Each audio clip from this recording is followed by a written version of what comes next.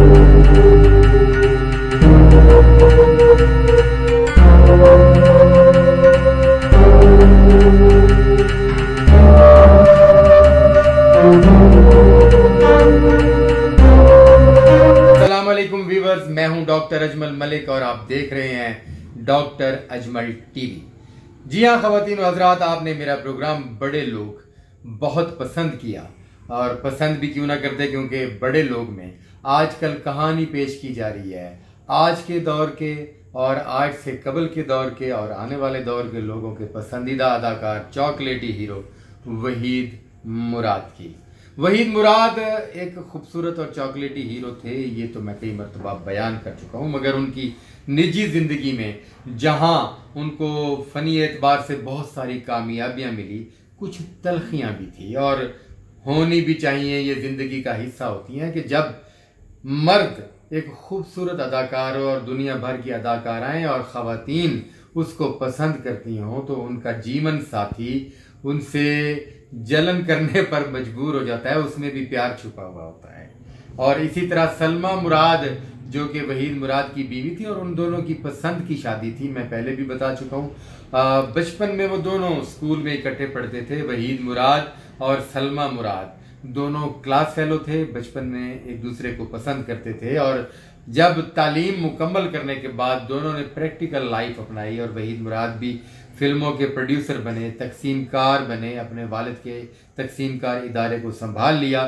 तो नौबत शादी की आई तो उन्होंने सलमा मुराद का इंतखाब किया और सलमा मुराद भी इस रिश्ते पर खुश थीं और यूं सलमा मुराद वहीद मुराद की बीवी बनकर उनके घर आ चुकी थी। वक्त गुजरने के साथ साथ क्योंकि वहीद मुराद पाकिस्तान की सुपर हिट और खूबसूरत तरीन अदाकाराओं के साथ रूबानवी सीन करते, हीरो का किरदार अदा करते, तो कुछ बातें सलमा मुराद को भी पसंद नहीं थी। शुरू में तो सलमा मुराद ने इन तमाम चीज़ों को वहीद मुराद की मोहब्बत में एडजस्ट करने की कोशिश की और सलमा मुराद क्योंकि पढ़ी लिखी और एक अमीर ख़ानदान की खातून थी और वो ख़ानदान थोड़ा सा आज़ाद ख्याल भी था, तो शुरू में वो इन चीज़ों को नोटिस नहीं करती थी, मगर आहिस्ता आहिस्ता जब औलाद हुई तो औलाद होने के बाद औरत और मर्द दोनों एक ऐसे रिश्ते में बंध जाते हैं कि फिर उनकी छोटी छोटी ऐसी बातें जो नागवार गुजरें उन पर एतराज़ात शुरू हो जाते हैं। तो सलमा मुराद ने भी ज़िंदगी में कुछ मौके पर वहीद मुराद के इन ख़वातीन के साथ बेइंतहा मसरूफ़ियत और घर को टाइम ना देने और फिल्मों में ज़्यादा काम की वजह से गिला शिकवा किया और करती रहती थी और कुछ चीज़ें उनको नापसंद थी।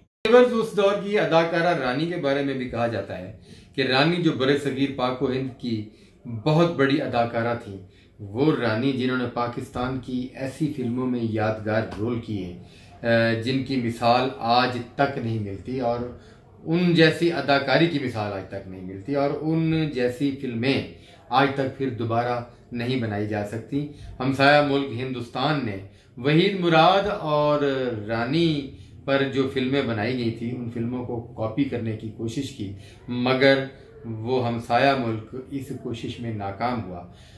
रानी खूबसूरत अदाकारा होने के साथ साथ ज़हीन और समझदार खातून थी। रानी भी उन ख़वातीन में शामिल थी जो वहीद मुराद को पसंद करती थी।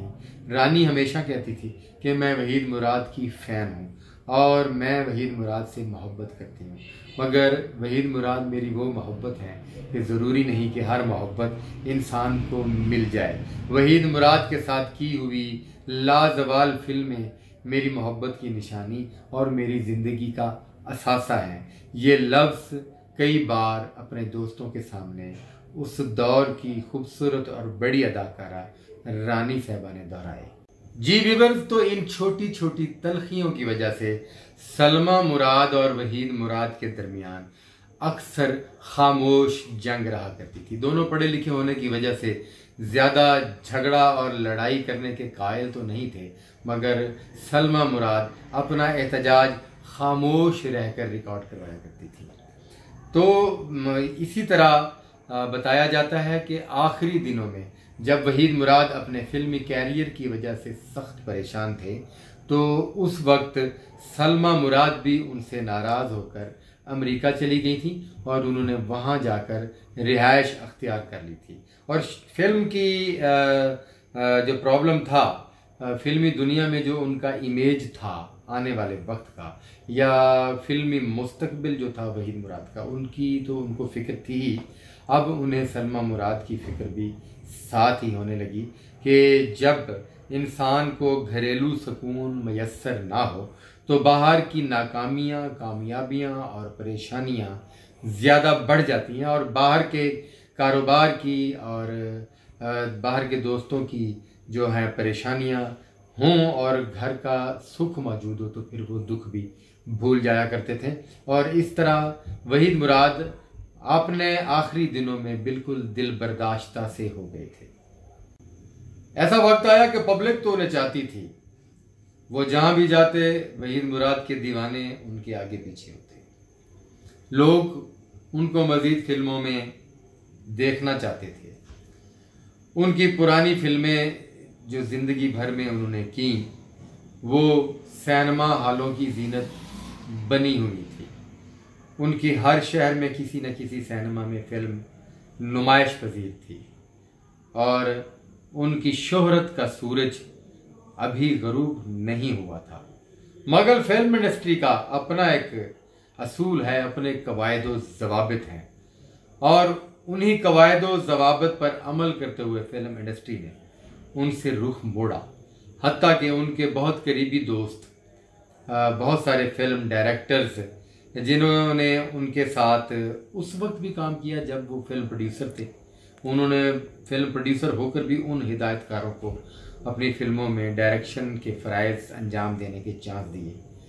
वही दोस्त उनसे ऐसे हालात में रुख मोड़ गए। उनमें से हसन तारिक, इकबाल यूसुफ, शबाब किरानवी, नज़र शबाब, ज़फ़र शबाब, खलील कैसर, एम.ए. रशीद, फरीद अहमद, एस सुलेमान और नज़रुल इस्लाम उस दौर के कामयाब तरीन हिदायतकार थे। ये तमाम हिदायतकार साहबान अपना अपना एक नाम और मकाम रखते थे और इन तमाम हिदायतकार साहबान का वहीद मुराद मरहूम के साथ एक अलग जुदागाना रिश्ता और ताल्लुक़ था और एक दूसरे के साथ फैमिली टर्म्स थे। मगर जब फिल्मी ज़वाल आया वहीद मुराद पर तो ये तमाम दोस्त और वक्त के बड़े हिदायतकार भी उनकी तरफ से रुख मोड़ने पर मजबूर हो गए। मगर वहीद मुराद ने कभी भी उनसे कोई गिला शिकवा नहीं किया और ना ही जिद की कि वो उन्हें अपनी फिल्मों में कास्ट करें। वहीद मुराद चाहते तो वो अपनी फिल्में खुद प्रोड्यूस करके और फिर दोबारा से अपने हीरोशिप का इमेज बराबर कर सकते थे। मगर वहीद मुराद चाहते थे कि अगर उनकी फिल्म इंडस्ट्री में डिमांड है तो खुद हिदायतकार उनके पास आएं और उन्हें अपनी फिल्मों में कास्ट करें। और उन्हें लास्ट टाइम तक ये गिला रहा कि मैं आज भी सुपरहिट हीरो हूँ मगर हिदायतकार अब मेरी अदाकाराना सलाहियतों से फ़ायदा नहीं उठा पा रहे और वो नए अदाकारों के पीछे जाकर असली अदाकारों की पहचान भूल रहे हैं। जी व्यूअर्स, वहीद मुराद के इंतकाल के बाद उनकी औलाद में से कोई भी उस मकाम को ना पा सका जो नाम और मकाम वहीद मुराद को मिला था। उनकी 2 बेटियां और एक बेटा थे। एक बेटी तो बचपन में इंतकाल कर गई मगर दूसरी बेटी ने फिल्मों में आना पसंद नहीं किया और वो शोबिस की दुनिया का हिस्सा नहीं बनी। जबकि वहीद मुराद के वाहिद बेटे आदिल मुराद को वहीद मुराद का नेमुल बदल बनाने के लिए उनके इंतकाल के 3-4 साल बाद एक फिल्म बनाई गई जिस फिल्म का नाम रखा गया राजा साहब। और राजा साहब में वहीद मुराद के फर्जंद आदिल मुराद को राजा साहब का टाइटल रोल दिया गया मगर वहीद मुराद जैसा तासुर आदिल मुराद छोड़ने में नाकाम रहे और ये फिल्म बुरी तरह फ्लॉप हो गई। वहीद मुराद का बेटा आदिल मुराद भी एक समझदार, पढ़ा लिखा और आला तालीम याफ्ता इंसान है। उसने महसूस किया कि वो अपने बाप जैसा बड़ा अदाकार नहीं बन सकता, लिहाजा उसने शोबिस की दुनिया को अपनाए रखने का फैसला किया और अब उसने अदाकार की बजाय टेलीविज़न चैनल्स पर प्राइवेट प्रोडक्शंस की तरफ ध्यान दिया और वो अब तक मुख्तलिफ चैनल्स पर प्राइवेट प्रोडक्शंस प्रोड्यूस कर रहे हैं और वो अपने कारोबार में काफ़ी हद तक कामयाब हैं। हम आपको अगली किस्तों में बताएंगे कि सलमा मुराद की ज़िंदगी उनके मरने के बाद कैसी गुजरी और उनके इंतकाल तक मज़ीद क्या वाक़यात पेश आए। ये सब कुछ आपको तफसील से बताएंगे। आप मेरा चैनल सब्सक्राइब करें और लाइक करें, शेयर करें और बेल आइकॉन को ज़रूर क्लिक करें और मेरे आने वाले अगले एपिसोड का इंतज़ार करें। तब तक के लिए आप मुझे इजाज़त दें। अपना बहुत सा ख्याल रखिएगा, दुआओं में याद रखिएगा। इजाज़त दें। अल्लाह हाफ़िज़।